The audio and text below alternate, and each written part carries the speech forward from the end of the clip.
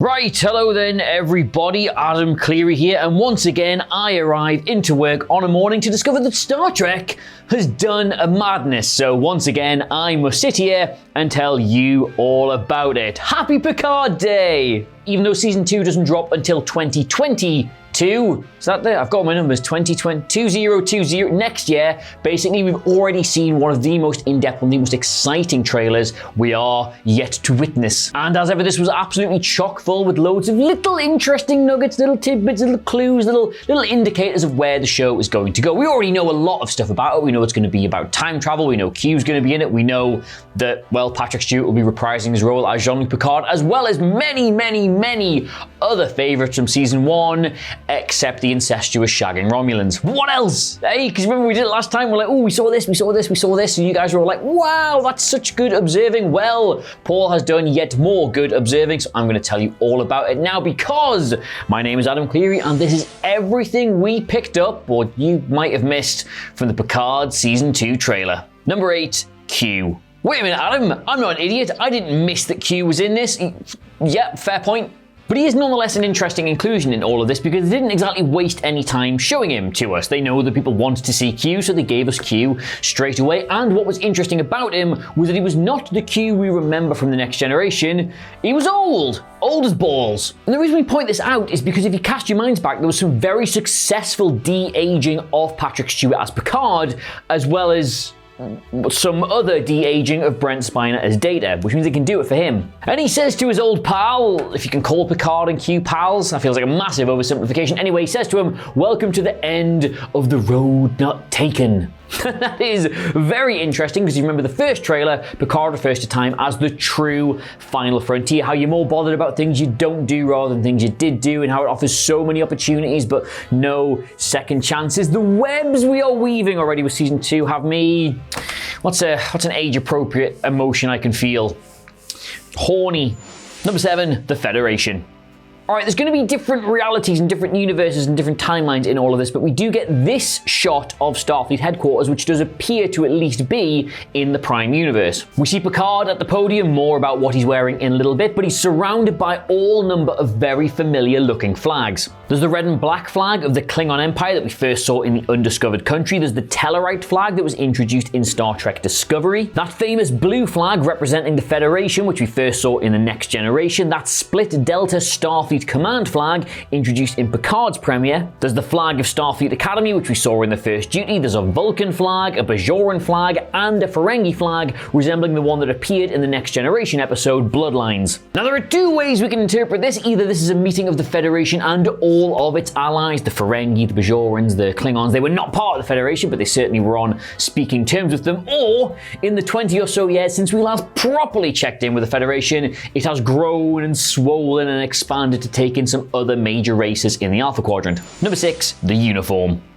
Alright, so if this whole Federation meeting of the Brain Council thing does happen in the Prime Universe, then we've got another new uniform. I mean, yes, alright, nerds amongst you will obviously point out that this means Picard and Raffi have both had their Starfleet commissions reinstated, because obviously they didn't in the first season of Picard, and here they are in these new uniforms in what is apparently the Prime timeline and the future relative to the end of the first. Nerds will say this, but me, I'm just like, ooh, new threads. Now it's kind of like Admiral Clancy's one that she had in Season 1, but with slightly different pipings and trimmings. It looks like it's had that mid-season Star Trek refresh we are so used to seeing, but we do also think this is a contemporary uniform and not a flashback, because it's got that nice black and granite Starfleet comm badge that we saw in the 2390s. Also, 8 pips on his collar, which means he's back to being a full admiral, which was the rank he did have in all the flashbacks. So he's retired, he's wandered off, he's gone to the chateau, he saved the universe again, and despite being a bajillion years old and a golem, they've given him his old job back.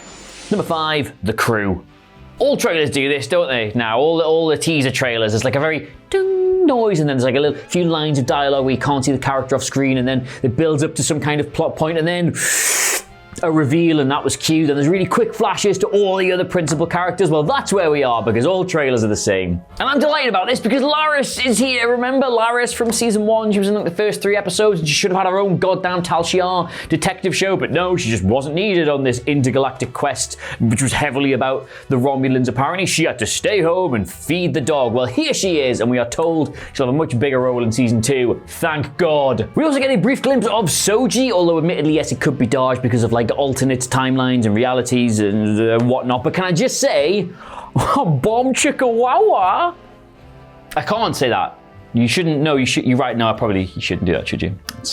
Sorry. Oh, because we love set dressing, conversations, and recycling things, please watch all our videos in the Dolphin series. Paul has pointed out that looks a bit like stuff from Deep Space Nine. Cool. Number 4, Agnes. Right, really quick one here. Dr. Agnes Girardi, we're giving her own special entry because she's blinking, you'll miss it, but she's there and she's staring off at something pretty scary, and we have been told in season 2 she's going to face the consequences of her actions. You remember her actions, don't you? She was sick, and then she killed Bruce Maddox, and then she was bad, and then she was good for a while, and then she boned Rios, and then everyone was just kind of happy to have her. She had a really weird arc, but her uppance will come. Anyway, here she is, staring at a green light. Now that could mean absolutely anything, but to me, that definitely means she's about to get bogged up the wrongin' or something. But green lights could be... green lights are Borg. Green lights are always Borg. Green lights are always Borg. Number 3, Rios. I do really like the sort of just shocked looks on everyone's faces in this trailer. Like, oh, the timeline has changed, but I remember the original universe. Oh no, my clothes, they are different somehow. Also, because it's a different timeline, all the lighting appears to be more evil. Oh no. Now, we're pointing the Rios thing out especially because if you just zoom in on his comm badge, yes, it is a Starfleet Delta, but it does look like it's got a sword plunging through the middle of it. And whenever you see a sword on a logo, what do you automatically think? The Mirror Universe. I mean, just ignoring the fact that Rios has somehow been drafted into Starfleet after resigning his commission and what's going on in this alter universe where Starfleet is still a thing. My brain, it hurts very much. It can't be the Mirror. They can't do the Mirror Universe pretty much load so much in Discovery and then put it in this as well. That is too much. It stops being the Mirror Universe if you use it too much. It just becomes the universe. Now, I will say it's not unlike the logo for the Terran Empire, but of course the Terran Empire is what replaces Starfleet in the Mirror Universe, and that is clearly a Starfleet uniform, so it would have to have some story where the humanity rose up against the Klingons. And I don't know how much you know about the Mirror Universe, but basically the Klingons and the Cardassians just rule the whole thing, except they don't, the Terrans get back. You remember Deep Space Nine, I've read some of the comics, all big nerd stuff. So Starfleet would have to be a thing in the Mirror Universe, which it normally isn't. So this is a bit of a leap, a bit of a bound, but just to circle back to the point I've been rambling on from for the last 2 minutes, it does look a bit like it. Number 2, 7 of 9. Please not Chikote. Please not. Please not Chikote. Not that I didn't like the character of Chikote. Chikote was brilliant, but Robert Beltran has said many times he did not enjoy his time on Voyager, and if you watch his performances in the last couple of seasons, you can tell. However, I have to say, please not Chikote, because in 7 of 9's little appearance in this trailer where she wakes up and, oh no, my mirror universe has changed my appendage on my face, we also see she has a wedding ring, or at the very least she has a ring-like thing around her wedding ring finger. Now this is the future. I don't know what customs and conventions are going to be. I hope it's Raffi, to be completely honest with you, but it's a wedding ring, and the only person in canon she has ever married is Chikote, according to Admiral Janeway from the future. I checked that. But it can't be Chikote because he's not been assimilated. And if like 7-year-old Annika Hansen wasn't assimilated, she would never have met Chikote. What was she gonna do? Like meet him at a dinner? Oh, you're the Voyager guy. Yes, I am. Bye. But nonetheless, it's interesting. In this mirror reality, 7 of 9 was never assimilated, which means something drastically changed with the Borg. The Borg. Well, we all know how intrinsically linked Picard is to the Borg, and 7 of 9 was herself a Borg, so something's amiss here. You'll find out next year. Number 1, LA. Alright, so we know that Picard is filming in LA. Well, it's not unusual because pretty much all Star Trek films at the Paramount lot or the CBS studios or whatever the hell it is in Los Angeles anyway, but we know they are filming in LA directly, not just on a soundstage there. They are going out and about. They are shooting things in what we would consider the present day. Now, Paul is literally there, I think, and you guys have sent us all kinds of stuff as well. We know they're at the Baltimore Hotel. We know they're filming all over downtown Los Angeles. They're at the Opera House, if those are even things. So we know it's going to feature the city in a very, very unique way, and we know it's going to be set in the present. But as well as those shots of Soji / Star / Bao Chikawawa outside the Opera House, we've also got this amazing poster which features the current day Los Angeles skyline with the Starfleet Delta in the middle. Now, given Picard's line about the past, and even Commodore O, who is in this trailer's line about the past, and the fact Q is there talking about the past, we can pretty much assume, given all the alternate timeline stuff, that the crew from Picard Season 1 are going to have to go back to the past in Los Angeles to save the future, or save the timeline